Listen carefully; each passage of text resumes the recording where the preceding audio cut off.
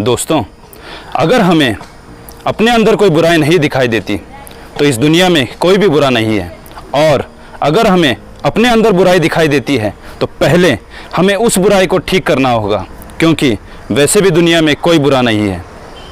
कबीर जी ने क्या खूब कहा है, बुरा जो देखन मैं चला, बुरा न मिलिया कोई, जो दिल अपना खोजिया, मुझसे बुरा न कोई। हमें जीवन कैसे जीना है, इस बात का विश्लेषण हमारी ये कहानी करेगी। अगर आपको ये कहानी पसंद आए तो लाइक, शेयर एंड सब्सक्राइब ज़रूर कीजिए। एक बार की बहुत पुराने समय की बात है। एक घुड़सवार एक गांव के बाहरी सीमा पर आया तो उसने देखा कि एक बूढ़ा व्यक्ति एक पेड़ के नीचे बैठा है। तो घुड़सवार उस बूढ़े व्यक्ति के पास गया और बोला, बाबा, मैं एक दूर दराज गाँव से आया हूँ और मुझे आप ये बताइए कि यह गाँव कैसा है, यहाँ के लोग कैसे हैं, मैं इस गाँव में रहना चाहता हूँ। तो बूढ़े व्यक्ति ने घुड़सवार की तरफ देखते हुए बोला कि श्रीमान, आप पहले मुझे ये बताएं कि आपका पुराना गांव कैसा था, वहां के लोग कैसे थे। घुड़सवार बूढ़े बाबा की तरफ देखते हुए बहुत गुस्से से बोला कि मेरा पुराना गांव बहुत ही खराब था। वहां के लोग द्वेष, नफरत और अहंकार भरे हुए थे। वहां के लोग दूसरों के दुख में अपना सुख खोजते थे। वहां के लोगों ने कभी किसी की सहायता नहीं की और मुझे बहुत तकलीफ दी, इसलिए मुझे वो गांव छोड़कर यहाँ पर आना पड़ा। तो अब आप बताएं कि इस गांव के लोग कैसे हैं। तो बूढ़े व्यक्ति ने उस घुड़सवार को कहा कि श्रीमान, जैसे आपने आपके पुराने गांव के बारे में बताया, उससे भी द्वेष, नफरत और अहंकार भरे लोग आपको इस गांव में मिलेंगे। जिस तरीके के लोग उस गांव में थे जो दूसरों के दुख में अपना सुख खोजते थे, उससे भी ज़्यादा खराब लोग आपको इस गांव में मिलेंगे।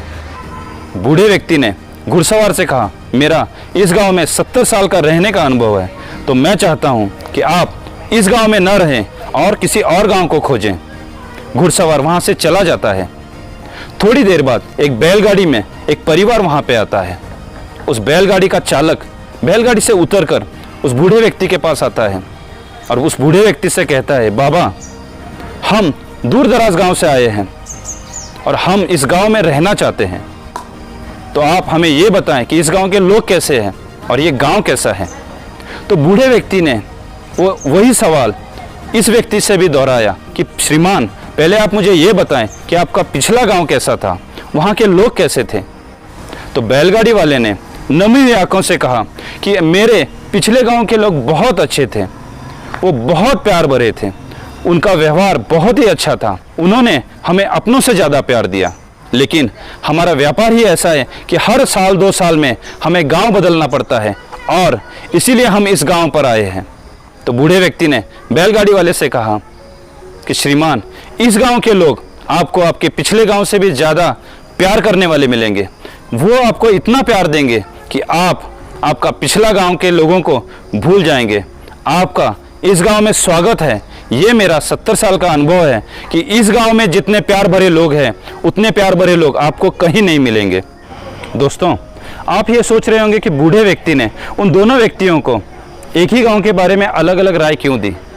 क्योंकि बूढ़ा व्यक्ति ये समझ चुका था कि दोनों व्यक्तियों का अपने पुराने गांव की तरफ देखने का नज़रिया अलग था।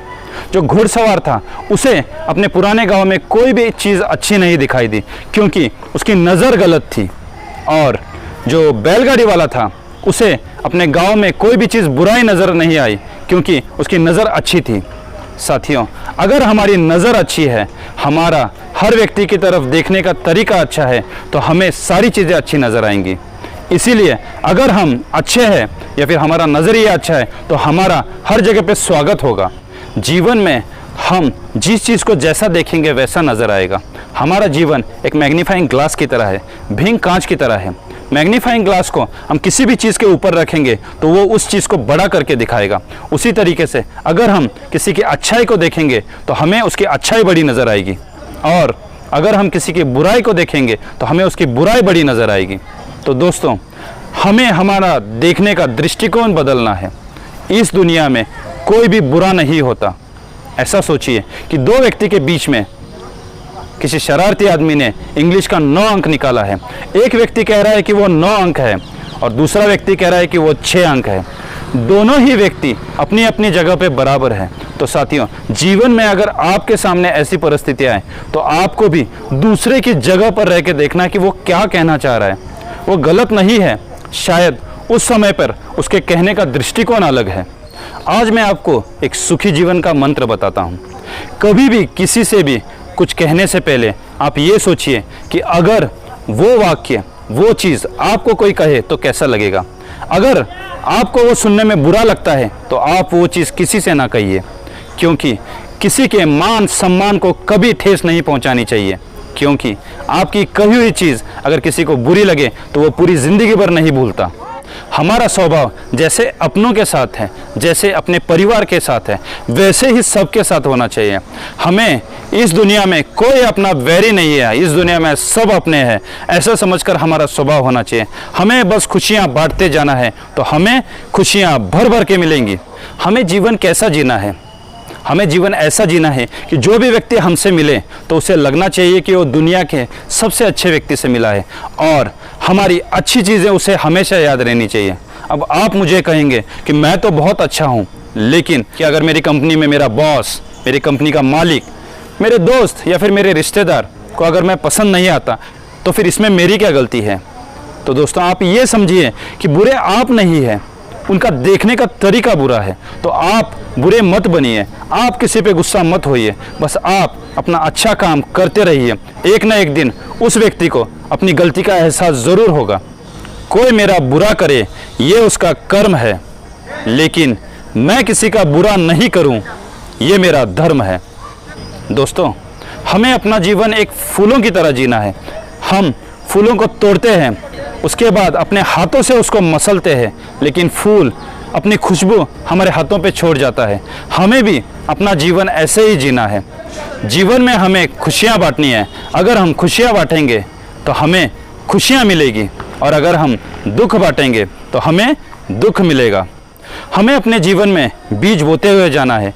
ये हम पर है कि हम चंदन के बीज बोएं या फिर कांटों के बीज बोएं। हाँ, चंदन के बीज को उगने में, चंदन के पेड़ को उगने में काफ़ी समय लगता है। जब वो पेड़ उगेगा तो उसकी खुशबू आपके जीवन में बिखेरेगा। हाँ, कांटों के पेड़ को उगने में कम समय लगता है, लेकिन उससे आपका जीवन कांटों से भरा होगा।